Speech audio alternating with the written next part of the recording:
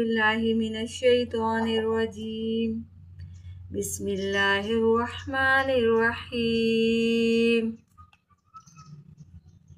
اس channel میں آپ کو قرآن پاک کی تفسیر اور قرآن پاک کا لفظی ترجمہ بھی بیان کیا جائے گا۔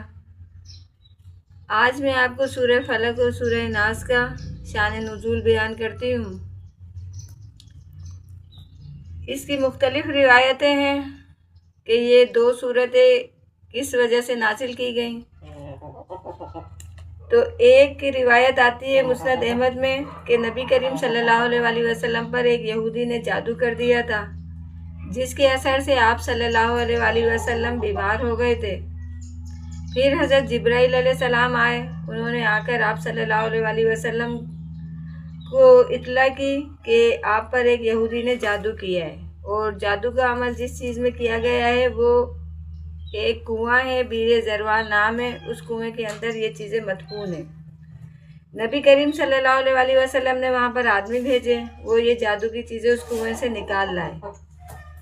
اس میں گرہ لگی ہوئی تھی، پھر نبی کریم صلی اللہ علیہ وسلم نے ان گرہوں کو کھول دیا۔ اس وقت آپ صلی اللہ علیہ وسلم تندرست ہو کر کھڑے ہو گئے۔ اگرچہ حضرت جبرائیل علیہ السلام نے نبی کریم صلی اللہ علیہ وسلم کو اس یہودی کا نام بتلا دیا تھا، آپ صلی اللہ علیہ وسلم اس کو جانتے تھے، لیکن آپ صلی اللہ علیہ وسلم نے اپنے نفس کے معاملے میں کسی سے انتقام لینا مناسب نہیں سمجھا، نہ نبی کریم صلی اللہ علیہ وسلم کی عادت تھی، اس لیے عمر بھر اس یہودی سے کچھ نہیں کہا، اور نہ کبھی اس کی موجودگی میں آپ صلی اللہ علیہ وسلم کے چہرے مبارک سے کسی شکایت کے آثار پائے گئے، اور وہ منافق ہونے کی وجہ سے حاضر باش رہتا تھا۔ یہ تو میں نے آپ کو ایک مسند احمد کی روایت بیان کی۔ ایک ہے صحیح بخاری کی روایت حضرت عائشہ رضی اللہ تعالی عنہا سے، وہ فرماتی ہیں کہ نبی کریم صلی اللہ علیہ وسلم پر ایک یہودی نے جادو کیا۔ اس کا اثر یہ ہوا کہ بعض اوقات آپ صلی اللہ علیہ وسلم محسوس کرتے تھے کہ میں نے فلاں کام کر لیا ہے، حالانکہ وہ کام کیا نہیں ہوتا تھا۔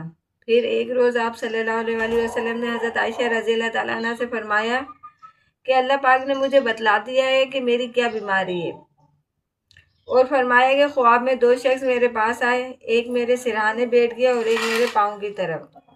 سرہانے والے نے دوسرے سے پوچھا کہ ان کو کیا تکلیف ہے، تو دوسرے نے کہا کہ یہ مسحور ہیں۔ تو اس نے پوچھا کہ ان پر سحر کس نے کیا ہے، تو اس نے جواب دیا کہ لبید بن عاصم، جو یہودیوں کا حلیف منافق ہے، اس نے یہ جادو کیا ہے۔ پھر اس نے پوچھا کہ کس چیز میں کیا ہے، تو اس نے کہا کہ ایک کنگھے اور اس کے دندانوں میں۔ پھر اس نے پوچھا کہ وہ کہاں پر ہیں، تو اس نے بتلایا کہ کھجور کے اس غلاف میں جس میں کھجور کا پھل پیدا ہوتا ہے، بیر زروان ایک کنویں کا نام ہے، وہاں ایک پتھر ہے، اس پتھر کے نیچے یہ چیزیں مدفون ہیں۔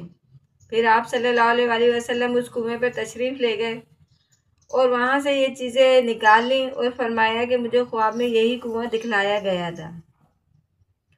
حضرت عائشہ رضی اللہ تعالیٰ عنہ نے فرمایا کہ آپ نے اس کا اعلان کیوں نہیں کیا کہ فلاں شخص نے یہ حرکت کی ہے، تو نبی کریم صلی اللہ علیہ وسلم نے فرمایا کہ اللہ پاک نے مجھے شفا دے دی ہے، اور مجھے یہ پسند نہیں ہے کہ میں کسی شخص کے لیے تکلیف کا سبب بنوں۔ مطلب یہ تھا کہ بھئی اگر اعلان ہوتا تو پھر لوگ اس کو قتل کر دیتے یا تکلیف پہنچاتے۔ اور ایک مسند احمد کی روایت ہے کہ آپ کا یہ مرض 6 مہینے تک رہا۔ بعض روایت میں یہ ہے کہ جن صحابہ کو معلوم ہو گیا تھا کہ یہ کام لبید بن عاصم نے کیا ہے، تو انہوں نے نبی کریم صلی اللہ علیہ وسلم سے عرض کیا کہ ہم اس خبیث کو کیوں نہ قتل کر دیں، تو نبی کریم صلی اللہ علیہ وسلم نے وہی جواب دیا جو حضرت عائشہ رضی اللہ تعالیٰ عنہ کو دیا کہ میں کسی شخص کے لیے تکلیف کا کیوں سبب بنوں۔ امام ثعلبی کی ایک تیسری روایت ہے امام ثعلبی کی کہ ایک لڑکا جو نبی کریم صلی اللہ علیہ وسلم کی خدمت کرتا تھا، تو اس منافق یہودی نے اس کو بہلا پھسلا کر نبی کریم صلی اللہ علیہ وسلم کا کنگھا اور اس کے کچھ دندانے حاصل کر لیے، اور ایک تانت کے تار میں اس نے 11 گرہیں لگائیں، اور ہر گرہ میں ایک سوئی لگائی۔ کنگھے کے ساتھ اس کو کھجور کے پھل کے غلاف میں رکھ کر ایک کنویں میں پتھر کے نیچے دبا دیا۔